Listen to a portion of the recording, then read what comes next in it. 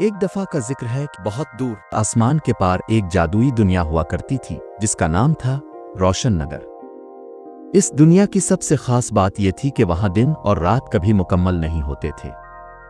जब आसमान पर आधा सूरज निकलता तो साथ ही आधा चांद भी झांकता।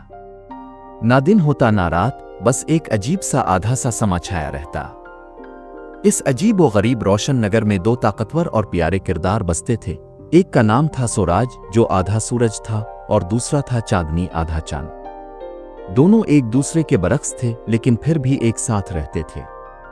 सोराज गर्म, तेज और जोशीला था, जबकि चांदनी नरम, ठंडी और पुरसुकून। ये दोनों रोशन नगर को बारी बारी नहीं बल्कि एक साथ रोशनी देते थे, और इसी वजह से वहां के दरख्त आधे सब्ज और आधे नीले हुआ करते, परिंदों की चहचहाहट भी आधी होती, और वहां के बच्चे स्कूल भी आधा दिन और आधी रात पढ़ते। सब कुछ अधूरा, सब कुछ अनोखा। रोशन नगर के लोग कभी मुकम्मल दिन या मुकम्मल रात नहीं देख पाते थे। वो अक्सर शिकायत करते, अगर मुकम्मल दिन होता तो हम ज्यादा काम कर पाते, काश पूरी रात होती तो हम सुकून से सो सकते। एक दिन सोराज और चांदनी ने यह सब सुना और दोनों परेशान हो गए। सोराज बोला, हम तो बस रोशन करना चाहते थे, ये तो हमने कभी सोचा ही नहीं कि लोग अधूरी जिंदगी गुजार रहे हैं। चांदनी ने आहिस्ता से कहा, शायद हमें कुछ बदलना चाहिए। तभी एक बहुत बूढ़ी अक्लमंद जुगनू, जिसका नाम नूरानी बाबा था, उनके पास आई और बोली, अगर तुम दोनों अलग अलग वक्त पर आसमान पर आओ तो ये दुनिया मुकम्मल दिन और मुकम्मल रात देख सकती है। ये सुनकर सोराज ने हुंकारा भरा, क्या मैं अकेला आसमान पर, वो भी पूरे दिन के लिए? चांदनी ने धीरे से कहा, और मैं मुकम्मल रात, मैं तो अकेली डर जाऊंगी। नूरानी बाबा मुस्कुराई, अगर तुम एक दूसरे पर भरोसा करो तो सब कुछ मुमकिन है। चंद लम्हे खामोशी रही। फिर सोराज और चांदनी ने एक दूसरे की तरफ देखा। हम ये कर सकते हैं, लोगों के लिए एक मुकम्मल दिन, एक मुकम्मल रात। हम कोशिश करेंगे। और यूं एक नया तजर्बा शुरू हुआ। पहले दिन सिर्फ सोराज निकला। आसमान पर उसकी तेज रोशनी छा गई। सब कुछ चमक उठा। दरख्त मुकम्मल सब्ज, परिंदे मुकम्मल खुश। बच्चे स्कूल पूरा दिन गए और किसानों ने खेतों में भरपूर काम किया। शाम होते ही सोराज गुरूब हुआ और चांदनी अपनी पूरी शान से उभरी। इसकी चांदनी ने रात को सुकून बख्शा।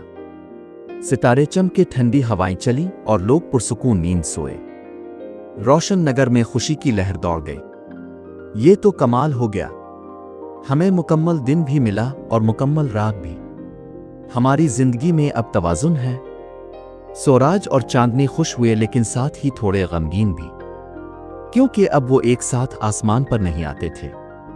एक जाता दूसरा आता। कई दिन गुजर गए। दिन मुकम्मल रोशन, रात मुकम्मल पुरसुकून। लेकिन सोराज को चांदनी की हंसी की याद आती और चांदनी को सोराज की शरारतें। एक दिन चांदनी ने हिम्मत की और सोराज को एक खत लिखा, प्यारे सोराज, दुनिया अब खुश है, लेकिन क्या तुम भी खुश हो? मुझे तुम्हारी रोशनी याद आती है और हमारी इदेदे दुनिया जो अब अधूरी नहीं रही, लेकिन शायद हम अधूरे हो गए हैं। तुम्हारी चांदनी। सोराज ने खत पढ़ा और गहरी सांस ली। हमने दुनिया को मुकम्मल कर दिया, मगर अपने दिलों को अधूरा छोड़ दिया। अगली सुबह आसमान पर कुछ नया हुआ। पहले सोराज निकला, फिर अचानक इसके साथ चांदनी भी नमूदार हुई।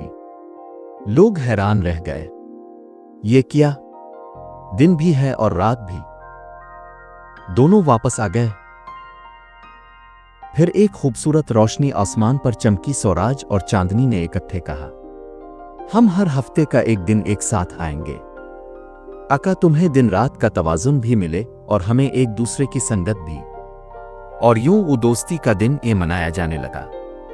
हर हफ्ते एक दिन आधा चांद और आधा सूरज आसमान पर होते।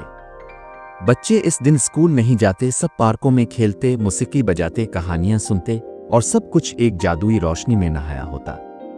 नूरानी बाबा मुस्करा कर बोली, यही है असल जादू, तवाज़ुन, मोहब्बत और दोस्ती। सबक। ये कहानी हमें सिखाती है कि कभी कभी कुर्बानी देना जरूरी होता है, लेकिन अपने जज्बात और रिश्तों का ख्याल रखना भी इतना ही अहम है। तवाज़ुन ही असल खूबसूरती है, चाहे वो दिन और रात का हो या दिलों का।